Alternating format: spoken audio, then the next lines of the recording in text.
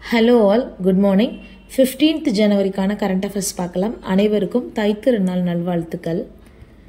State government announces schemes to improve safety and livelihood in Manali Ennore area.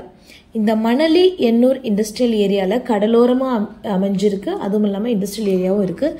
இங்கே அடிக்கடி தொழிற்சாலை விபத்துக்கள் ஏற்படும் காரணமாக ஸ்டேட் கவர்மெண்ட் அங்கே உள்ள சேஃப்டி கண்டிஷனை இம்ப்ரூவ் பண்ணுறதுக்காகவும் வாழ்க்கை தரத்தை உயர்த்துவதற்காகவும் சில ஸ்கீம்ஸ் எல்லாம் அறிவிச்சிருக்காங்க. அது என்னன்னு பார்க்கலாம்.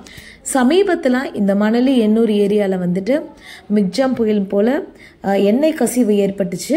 தென் ஒரு அமோனியா ஃபேக்ட்ரி, அமோனியா உர தொழிற்சாலையிலேருந்து விஷவாயு அமோனியா வாயு கசியவும் செஞ்சிச்சு.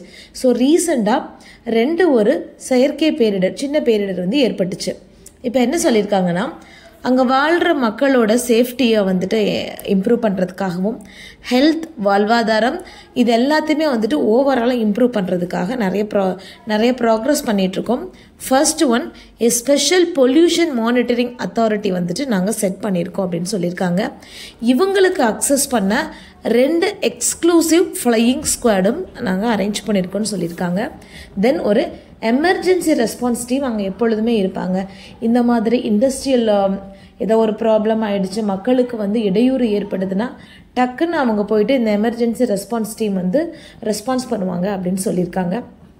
இவங்களோட மெயின் நோக்கம் என்னென்னா, checking the complaints to pollution control guidelines and quality of water.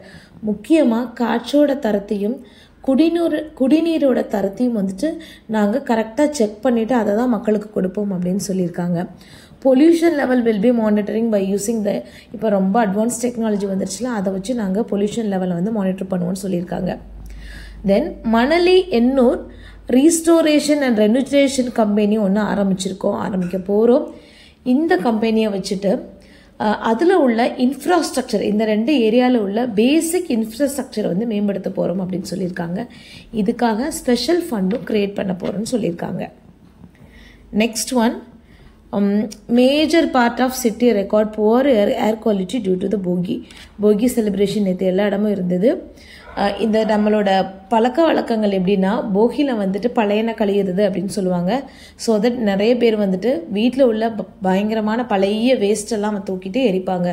Tyre, waste, cloth இந்த மாதிரி நிறைய எரிச்சிருப்பாங்க. அதனால நேற்றுக்கு தமிழ்நாட்டில் நிறைய இடத்துல ஏர் பொல்யூஷன் ரொம்ப ஜாஸ்தியாகவும் ஏர் இண்டெக்ஸ் ரொம்ப புவர் குவாலிட்டியில் இருக்கும் அப்படின்னு சொல்லியிருக்காங்க. ஸோ போகி by burning waste the smoke combined with the fog to form smog. ஃபுல்லாக ஸ்மாக் தான் இருந்தது. சென்ட்ரல் பொல்யூஷன் கண்ட்ரோல் போர்டு நிறைய டேட்டா கொடுத்துருந்தாங்க. இந்த டேட்டா அவங்களோட அஃபீஷியல் மொபைல் ஆப்பான சமீர்லேருந்து எடுத்திருக்காங்க. So PM particular matter level 2.5 தான். 2.5 என்ன ரேஞ்சில் இருந்துச்சு அப்படின்னா 51லேருந்து 111 வரைக்கும் இருந்தது. பட் ப்ரிஸ்கிரைப்டு ஸ்டாண்டர்ட் அமௌண்ட் என்னென்னா 60 தான். அதே மாதிரி PM10 லெவலும் 118 290 வரைக்கும் இருந்திருக்கு. பட் ஸ்டாண்டர்ட் லெவல் 100 தான். அதே மாதிரி சொல்லுவோம் இல்லையா, தரை லெவலில் உள்ள ஓசோன் லெவல் அப்படின்னு சொல்லுவோம் இல்லையா, தரையில் அந்த ஓசோன் லெவலும் ப்ரிஸ்கிரைப் பண்ண லெவலோட ரொம்ப ஜாஸ்தியாக இருந்திருக்கு. த மினிமம் ஏர் குவாலிட்டி இண்டெக்ஸ் ஒர்க்ஸ் அப்சர்வ்டு இன் மாடரேட் லெவலில் அண்ணா நகர்லையும், த மேக்ஸிமம் புவர் ரேட்டில் வலசரவாக்கத்துலேயும் நேற்று பதிவாயிருக்கு. தென் த கிரேட்டர் சென்னை கார்பரேஷன் நேற்று போகியை ஒட்டி அவங்க நிறைய வேஸ்ட் கலெக்ட் பண்ணியிருக்காங்க. என்னென்னா 48 டன் ஆஃப் வேஸ்ட் கலெக்ட் பண்ணியிருக்காங்க, including cloth, plastics, tyres to reduce the pollution during போகி. ஸோ இந்த வேஸ்டெல்லாம் வெளியில் இருந்தால் பர்ன் பண்ணிடுவாங்கன்னு சொல்லிட்டு நம்மளோட கிரேட்டர் சென்னை கார்பரேஷன் அவங்களோட வேலையை கரெக்டாக பண்ணியிருக்காங்க. கிட்டத்தட்ட 48 டன் ஆஃப் வேஸ்ட் கலெக்ட் பண்ணியிருக்காங்க. தென் நெக்ஸ்ட் உள்ளது ஒரு எடிட்டோரியல் பேஜில் உள்ள டேட்டா. 2023 இந்த ஹாட்டஸ்ட் டேஸ் லேண்ட்லேயும் சரி சீலையும் சரி அது நிறைய ஹாட்டஸ்ட் டே பதிவாயிருக்கு அப்படின்னு சொல்லியிருக்காங்க. European union corporate climate change service இவங்க தான் இதெல்லாம் ரெக்கார்ட் பண்ணிவிட்டு இந்த டேட்டா நம்மளுக்கு கொடுத்துருக்காங்க.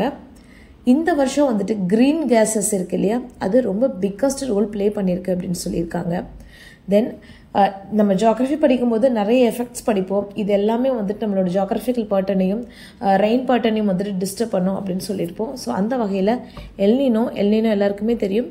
தென் temporary warning in central Pacific affecting the global weather pattern as well as some other oscillations in Arctic, Southern and Indian Oceans.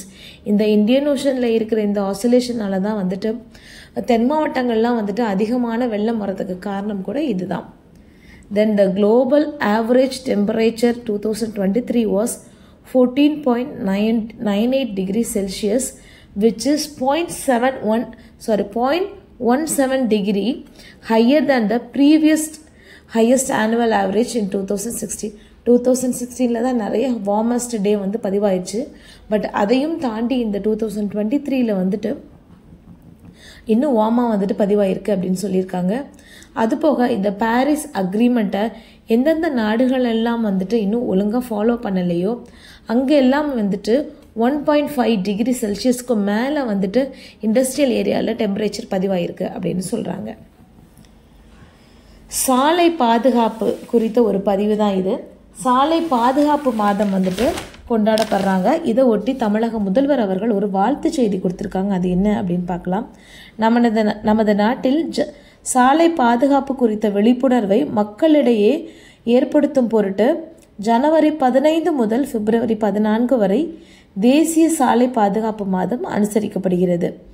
So இதோட நோக்கம் என்னென்னா விபத்தில்லா பயணம் என்பதை நாம் உறுதி செய்வது தான் இதோட முக்கிய நோக்கமாகும். தமிழ்நாடு அரசும் விபத்தில்லா தமிழ்நாடு அப்படிங்கிற ஒரு இலக்கை நோக்கி நம்ம பயணம் செஞ்சிட்ருக்கோம். இதற்காக நிறைய நிதியை ஒதுக்கியிருக்காங்க. ஆட்டோமேட்டட் இந்த டிராஃபிக் ரூல்ஸ் அண்ட் ரெகுலேஷன்ஸ், இந்த டிராஃபிக் சிஸ்டம் எல்லாம் ஆட்டோமேட்டடாக கொண்டு வந்திருக்கோம் அப்படிங்கிற மாதிரி சொல்லியிருக்காங்க. ஆக்சிடென்ட் ஹாட்ஸ்பாட்டை வந்துட்டு ஃபைன் பண்ணி அதை இம்ப்ரூவ் பண்ணுறதுக்கான முயற்சியும் எடுத்துகிட்ருக்கோம் அப்படின்னு சொல்லியிருக்காங்க. தமிழ்நாட்டில் வந்துட்டு இந்த ஆக்சிடென்ட் ஜோன்லேருந்து மீட்டெடுக்கிறவங்களை சரி பண்ணுறதுக்காக 2 ஸ்கீம்ஸ் எல்லாம் நிறைய கொடுத்துருக்கோம். அதில் முக்கியமானது இன்னுயிர் காப்போம் நம்மை காக்கும் 48 போன்ற சீர்மிகு திட்டம் வந்து செயல்பட்டுருக்கு. அதுபோக சாலை விபத்தில் காயமானவங்களை வந்துட்டு உடனடியாக ரெஸ்கியூ பண்ணுறதுக்கு ஆம்புலன்ஸ் சர்வீசஸும் அவைலபிளாக இருக்குது அப்படின்னு சொல்லியிருக்காங்க. இது போக கரண்ட் அஃபேர்ஸில் என்னென்னா சொல்லியிருக்கீங்க அப்படின்னு பார்த்தீங்கன்னா, பொங்கல் விழாவில் வந்து பிரதமர் மோடி கலந்திருக்காங்க. அவங்க என்ன சொல்லியிருக்காங்கன்னா, தேசிய ஒற்றுமையை வலுவாக்க சபதம் ஏற்போம் அப்படின்னு சொல்லிட்டு ஒரு தலைப்புக்கு கீழே வந்துட்டு இந்த பொங்கல் விழாவை கொண்டாடியிருக்காங்க. தென் மகர சங்கராந்தி பஞ்சாபில் வந்துட்டு லெஹேரி, அஸ்ஸாமில் பிகு அப்படிங்கிற அனைத்து பண்டிகைகளுமே வந்துட்டு நாட்டு மக்களுக்கு வாழ்த்து தெரிவிச்சுக்கிறோம் அப்படின்னு சொல்லியிருக்காங்க. தென் இது போக என்னென்னு பார்த்தீங்கன்னா, ஜல்லிக்கட்டு பற்றிய நியூஸஸ் இருக்குது. இப்போ ஜல்லிக்கட்டுனா இந்த அப்படியே ஒரு பொழுதுபோக்கு நிகழ்ச்சியாக மட்டும் பார்த்துட்டு போகாமல் அந்த சட்டங்கள்லாம் உங்களுக்கு ஞாபகம் இருக்கும் இல்லையா? நடுவில் ஒரு ப்ரோட்டஸ்ட் நடந்தது, அதற்கு எதிராக தீர்ப்பெல்லாம் வந்தது.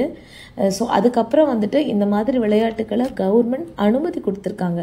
உச்சநீதிமன்றம் அனுமதி கொடுத்து ஒரு திருத்தமும் பண்ணியிருந்தாங்க. ஸோ இதெல்லாம் நம்ம முன்னாடியே சொல்லிட்டோம்.